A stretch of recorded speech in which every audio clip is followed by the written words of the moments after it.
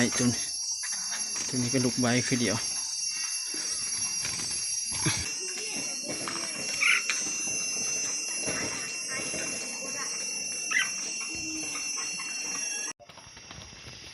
สบายดีFCมุทุกทุกคนเนาะนกลูกใบเอาไล่ออกมาจากคอกใหญ่ทุกคนหาไล่ออกมาเมื่อเช้านี่ตัวนี้ก็ห้องเริ่มห้องดีแล้วแต่ว่าแก้มบนท่านแดง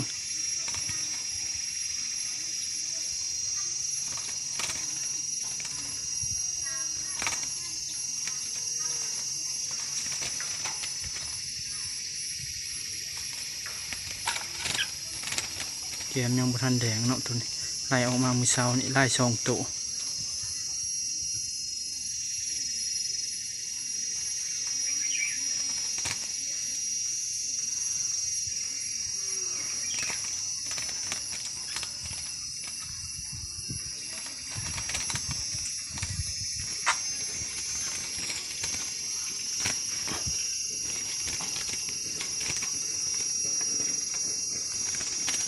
โอ้ว่าจะปลดลงมาปลดบ่ได้อยู่นี่ตัวหนึ่งทุกคนอยู่นี่ก็ลูกใบอยู่นี่ก็นกลูกใบ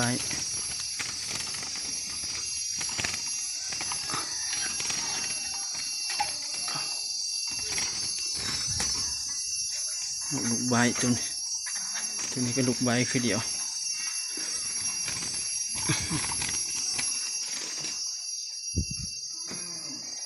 เอานกต่อมา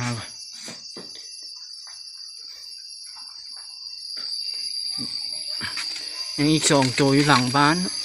2 ตัวเป็นลูกใบแหละบุมีกรงใส่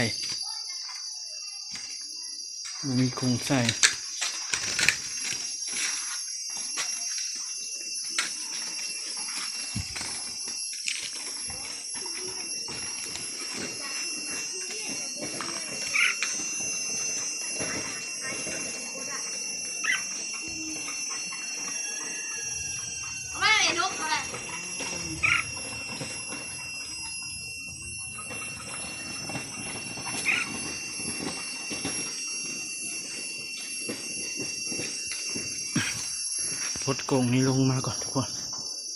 กรงนี้พดเนี่ยกรงใหญ่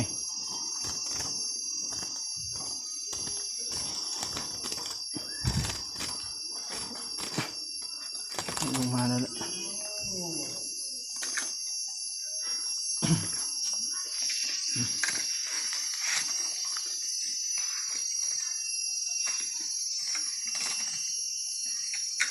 3 กรง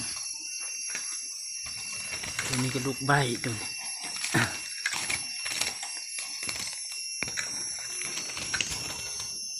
ยังแห่อยู่เนาะหางก็ออกมามือแรก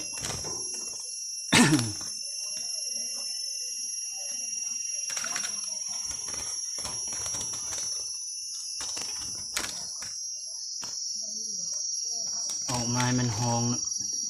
แต่ว่าก็ห้องดีแล้วเนาะแต่กำลังก๊อปเพลงอยู่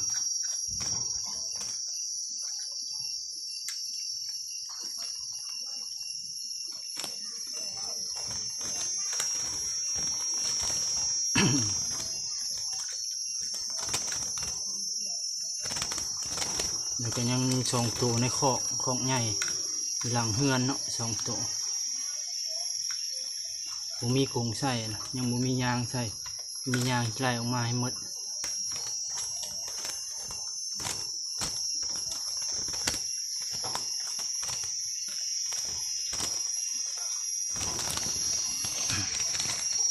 มาจอก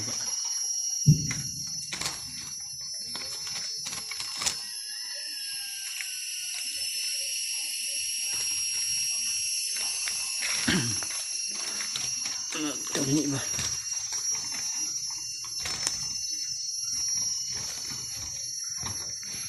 ตัวนี้ก็ลูกใบเนาะลูกใบคือเดียวตัวนี้ก็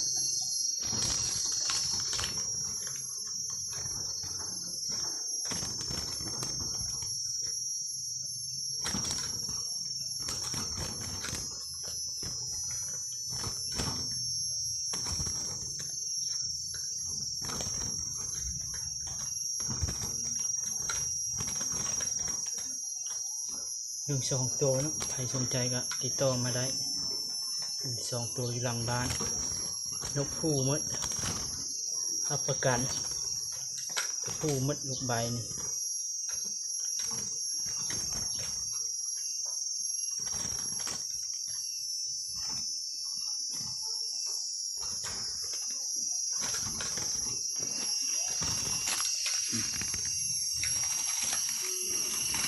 ยังแห่นะตัวใดก็ยังดีอยู่นกต่อเขาก็ยังแห่นะ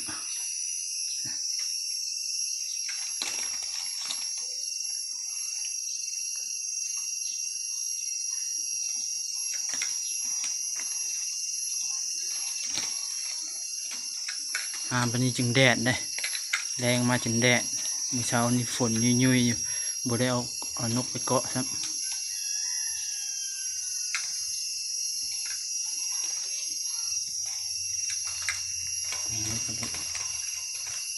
ลูกใบทั้งหมดมี4 ตัว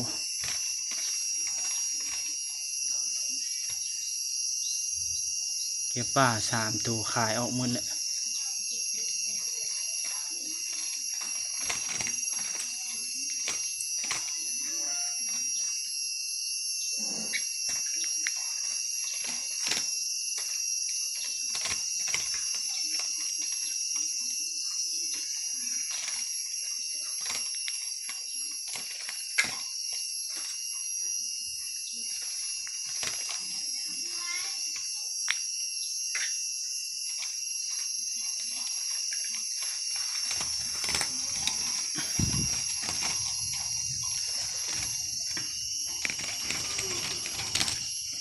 ความแห่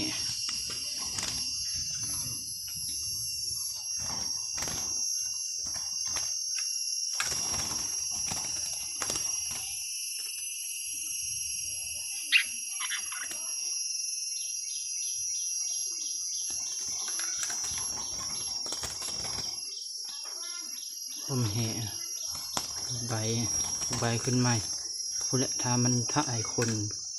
แก้มแดงเมื่อจึงเริ่มคุ้นทุกคนฉันกำลังบุทันถ่ายคนนี่แห่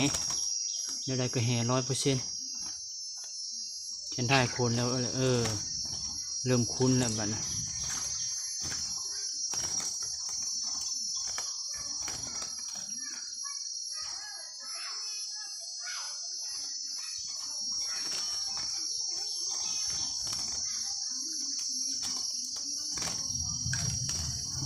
พาห้อง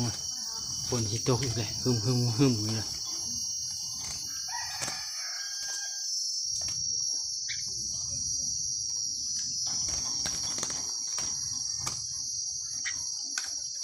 มันบุฝนตอนเช้าสิพอได้เกาะนกทุกคนนกป่ามันลอยมาช่วง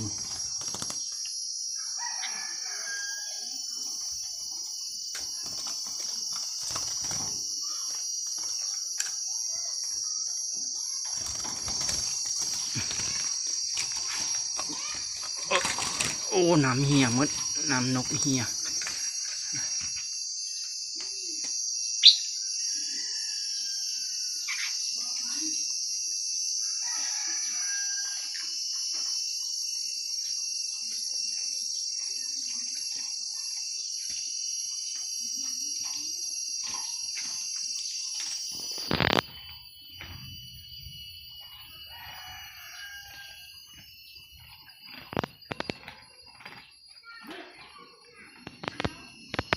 ทั้ง2 ตัวเนาะใครสนใจก็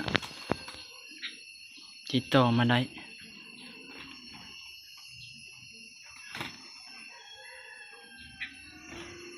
2 ตัวนี้ว่าสิเลี้ยงไว้ให้มันห้องเนาะ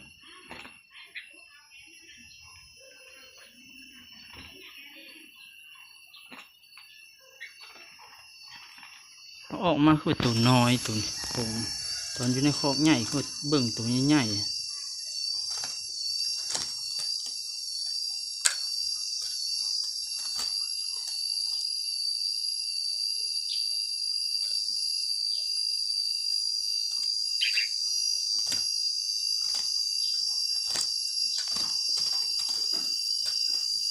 เอาเนาะทุกคนเนาะคลิปนี้เขาก็จบลงเพียงเท่านี้เนาะฝาก FC ทุกคนเข้ามาเบิ่งกับฝากกดไลค์กดแชร์ในเด้อ เจอกันคลิปหน้าเนาะทุกคนมักลูกใบบ่เนี่ยแยกใส่กรงเรียบร้อยแล้วเป็นมักกะสนใจกะติดต่อมาได้เนาะเจอกันคลิปหน้าทุกคน